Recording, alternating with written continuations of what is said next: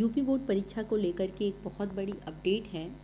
इस पर भी हम चर्चा करते हैं और साथ ही इस पर भी हम चर्चा करेंगे कि नर्सरी टू 8 के विद्यालय कब तक खुलने की संभावनाएं हैं।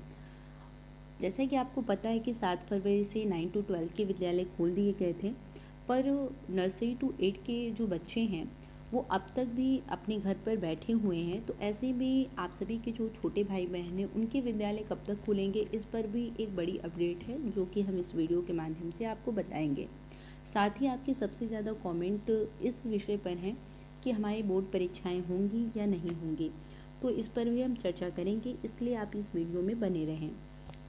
देखिए, सबसे पहले जो एक बड़ी अपडेट है इस पर हम चर्चा कर लेते हैं। देखिए, कहा गया है कि यूपी बोर्ड परीक्षा केंद्र में टूटेंगे दूरी के तय मानक।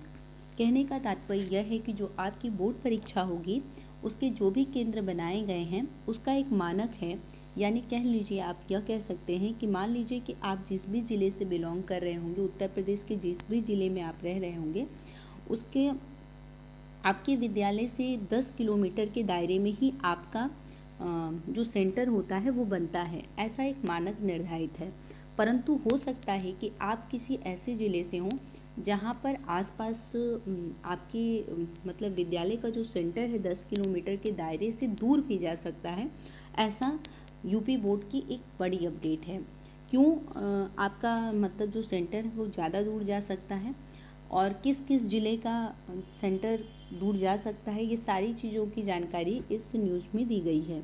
कारण क्या है कि आपका सेंटर दूर बन रहा है, 10 किलोमीटर के दायरे में नहीं है, उससे ज़्यादा दूर है, और साथ ही आप किस ज़िले से हैं और किस ज़िले का ऐसा मतलब संभावना है कि 10 किलोमीटर से भी ज़्यादा दूर सेंटर बन सकता है। आइए देखते हैं, बिना किसी देरी के और समझने का प्रयास करते हैं। देखिए, न्यूज़ दिया गया है, प्रयागराज से ये न्यूज़ निकली है। आप जानते हैं कि उत्तर प्रदेश माध्यमिक शिक्षा परिषद यानी यूपी बोर्ड का जो केंद्र है वह प्रयागराज में ही है और प्रयागराज का ही ये न्यूज़ भी है। प्रयागराज की न्यूज़ में बताया गया कि उत्तर प्रदेश माध्यमिक शिक्षा परिषद यूपी बोर्ड की हाई स्कूल और इंटरमीडिएट परीक्षा 2022 के लिए जियो मैपिंग से परीक्षा केंद्रों का निर्धारण कराया गया।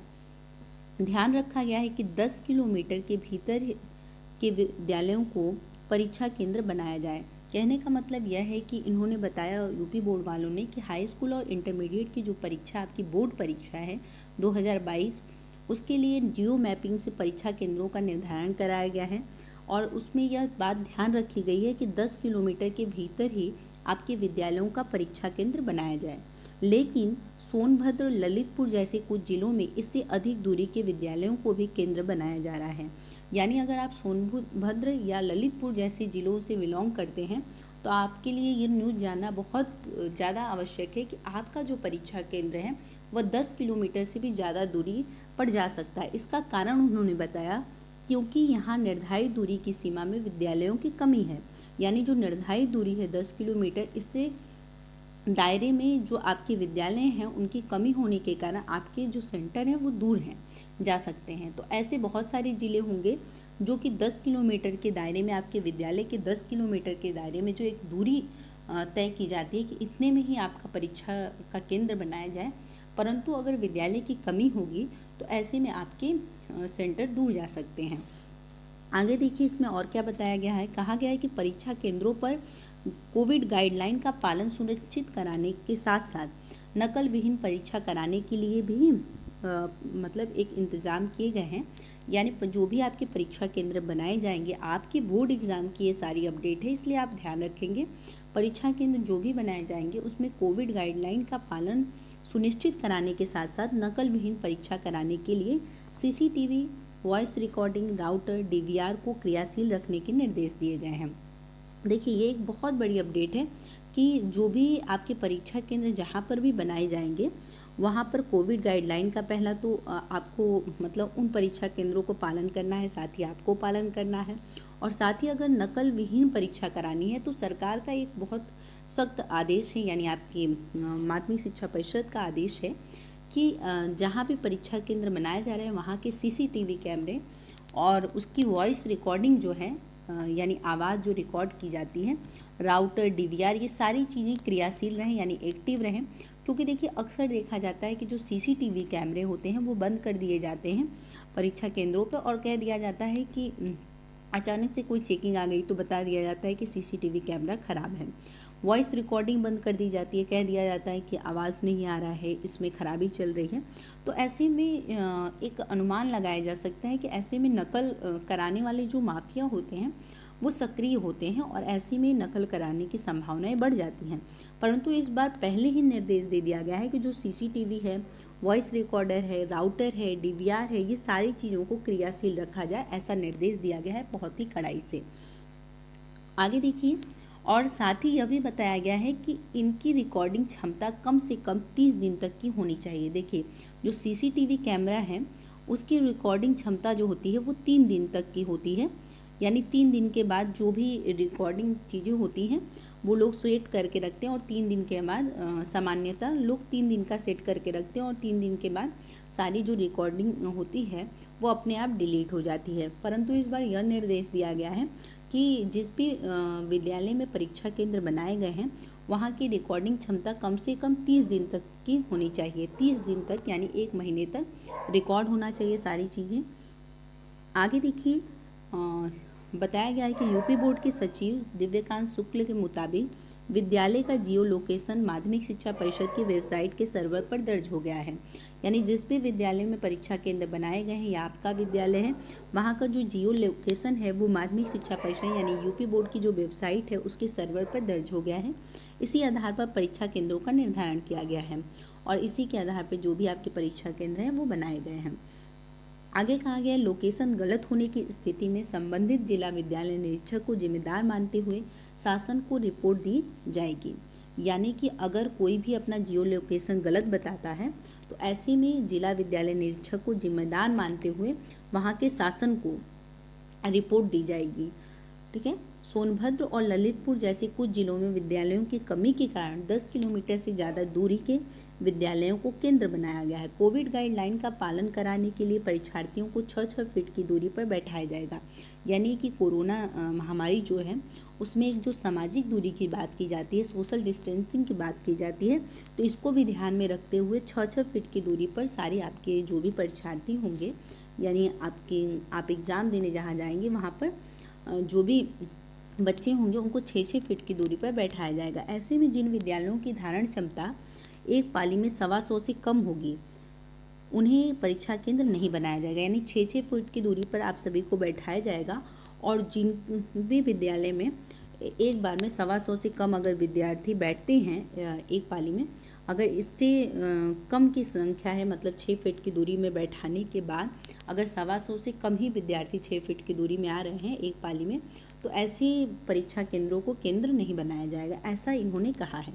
नकल रोकने के लिए वेब कास्टिंग भी कराई जाएगी। नकल के मामले में पुराने रिकॉर्ड के मुताबिक संदिग्ध माने गए विद्यालयों को परीक्षा केंद्र नहीं बनाया जाएगा। कहने का मतलब यह है कि जो भी विद्यालय पहले नकल के मामले में आए हुए हैं, यानी उनके जो भी पुराने रिकॉर्ड हैं, यानी कि अगर नकल करते पकड़े गए हैं या नकल से संबंधित उन पर कोई सी प्रकार का आरोप है, तो ऐसे विद्यालयों को संदिग्ध मानते हुए विद्यालयों को ऐसे परीक्षा केंद्र नहीं बनाए गए हैं। आइए दूसरी न्यूज़ पर भी हम चर्चा कर लेते हैं और समझते हैं कि दूसरा न्यूज़ क्या है।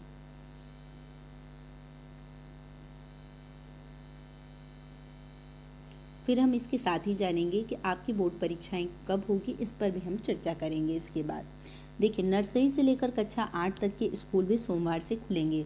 यानी जो 14 फरवरी है आपका 14 फरवरी से नर्सरी से 8 तक के जो विद्यालय हैं वह खुलेंगे और जो भी विद्यार्थी नर्सरी टू 8 के हैं वो भी अपने विद्यालय जा सकेंगे। देखिए, उत्तर प्रदेश में नर्सरी से लेकर कक्षा 8 तक के सभी सरकारी व निजी स्कूल भी सोमवार से खुलेंगे। अब विद्यार्थियों को भौतिक रूप से कक्षाओं में पढ़ने आना होगा। भौतिक रूप से यानी कि आपको पूरी तरह से फिजिकल रूप से प्रेजेंट होना है अपने क्लासेस में, यानी ऑफलाइन क्लासेस चलेंगी। ऑनलाइन कक्षाएं नहीं चलेंगी। कोरोना संक्रमण में लगातार आ रही कमी को देखते हुए यह फैसला लिया गया है। आप जानते हैं कि ऑनलाइन क्लासेस अब तक चल रही थी, परंतु अब सरकार ने आदेश दे दिया है कि ऑनलाइन कक्षाएं नहीं चलेंगी, ऑफलाइन क्लासेस चलेंगी, क्योंकि कोरोना संक्रमण जो है उसमें लगातार कमी देखी जा रही है, तो इसीलिए यह फैसला लिया गया है। अपर मुख्य सचिव गृह अवनीश कुमार अवस्थी की ओर से यह निर्देश जारी कर दिए गए हैं। इन स्कूलों को कोविड प्रोटोकॉल का सख्ती के साथ पालन करना होगा। पहले बीती 7 फरवरी को कक्षा 9 से इंटरमीडिएट तक के सभी स्कूल और विश्वविद्यालय व डिग्री कॉलेजों में भौतिक रूप से कक्षाएं शुरू कर दी गई थीं। आप जानते हैं कि 7 फरवरी से आपकी क्लासेस शुरू हो गई थी। साथ ही जो कॉलेज थे, डिग्री कॉलेज थे, इनको भी पूरी तरह से खोल दिया गया था, यानी ऑफलाइन क्लासेस प्रारंभ हो गई थी। इसके बाद से नर्सरी से कक्षा 8 तक के स्कूलों को भी खोलने के लिए लगातार निजी स्कूल मांग कर रहे थे। आखिरकार इन्हें भी खोलने का आदेश गुरुवार को जारी कर दिया गया। कक्षाओं की क्षमता के अनुसार 50% विद्यार्थियों को बैठाया जाएगा। मास्क अनिवार्य रूप से सभी विद्यार्थियों, शिक्षकों व कर्मचारियों को लगाना होगा। स्कूल के मुख्य द्वार पर हेल्प डेस्क बनाई जाएगी। यहाँ इंफ्रारेड थर्मामीटर, पल्स ऑक्सीमीटर इत्यादि की मदद से कोरोना के लक्षण वाले लोगों को चिन्हित किया जाएगा। स्कूल परिसर में सैनिटाइजेशन और साफ सफाई भी पुख्ता व्यवस्था की जाएगी। कोविड प्रोटोकॉल का पालन कर कक्षाएं संचालित की जाएगी, यानी पूरी तरह से कोविड की जो भी गाइडलाइन है उसका पालन करके आपकी क्लासेस चलेंगी, यानी नर्सरी टू 8 तक की क्लासेस भी खुलेंगी आपकी। साथ ही अब देखिए एक और न्यूज़ है कि कम क्षमता के विद्यालय नहीं बनेंगे यूपी बोर्ड परीक्षा केंद्र। विधानसभा चुनाव बाद उत्तर प्रदेश माध्यमिक परिषद की परीक्षा आयोजित किए जाने के लिए केंद्रों का निर्धारण किया जा रहा है। देखिए, आप में से बहुत सारे बच्चे ये पूछ रहे थे कि बोर्ड परीक्षा आपकी कब होगी और बोर्ड परीक्षा होगी कि नहीं होगी। तो उन बच्चों के लिए ये न्यूज़ बहुत ज़्यादा महत्वपूर्ण है कि विधानसभा चुनाव के बाद उत्तर प्रदेश माध्यमिक शिक्षा परिषद यानी यूपी बोर्ड की परीक्षा आयोजित किए जाने के लिए केंद्रों का निर्धारण किया जा रहा है, यानी आपके केंद्र बनाए जा रहे हैं। और ऐसा माना जा रहा है कि आपका विधानसभा चुनाव का जो रिजल्ट है वो 10 मार्च को आ जाएगा, तो उसके बाद आपका डेट शीट भी आ जाएगा। हो सकता है कि मार्च के लास्ट में या अप्रैल के फर्स्ट वीक में आपकी परीक्षाएं प्रारंभ हो जाए। तो ये तो डाउट एकदम आपका क्लियर हो गया कि जो आपकी परीक्षा है, बोर्ड परीक्षा, वो होगी या नहीं होगी। तो उन बच्चों के लिए हम बहुत ही स्पष्ट रूप से कहना चाहेंगे कि 99.9% की उम्मीद है कि आपकी परीक्षा होगी। 99.9 नहीं, आप ये मान के चलिए कि 100% उम्मीद है कि आपकी परीक्षा होगी ही होगी। इसलिए आप पूरी तरह से तैयारी कीजिए, इधर उधर कामे में मत आइए और अपनी तैयारी को जोर शोर से चालू कर दीजिए। देखिए, कहा गया है कि विधानसभा चुनाव के बाद उत्तर प्रदेश माध्यमिक शिक्षा परिषद की परीक्षा आयोजित किए जाने के लिए केंद्रों का निर्धारण किया जा रहा है। कोविड काल में परीक्षा के लिए केंद्रों का निर्धारण इस तरह किया जा रहा है कि कोविड गाइडलाइन का अनुपालन सुनिश्चित कराया जा सके। परीक्षार्थियों को 6-6 फीट की दूरी पर बैठाया जाएगा। इसके चलते उन्हीं विद्यालयों को परीक्षा केंद्र बनाया जा रहा है जहां कोविड गाइडलाइन का पालन कराते हुए बैठने की व्यवस्था की जा सके। यूपी बोर्ड सचिव दिव्यकांत शुक्ल के मुताबिक परीक्षार्थियों को 6 फीट की दूरी पर बैठाने के लिए केंद्रों पर अधिक स्थान की जरूरत के चलते कम क्षमता के विद्यालय परीक्षा केंद्र नहीं बनेंगे। तो ये भी आपका डाउट क्लियर हो गया कि आपकी बोर्ड परीक्षा होगी या नहीं होगी। तो हमने बता दिया कि 100% उम्मीद है कि आपकी बोर्ड परीक्षा होगी, बस डेट शीट का इंतज़ार है कि कब आएगा, और जैसे ही आता है हम ये भी अपडेट आपको ज़रूर पहुंचाएंगे।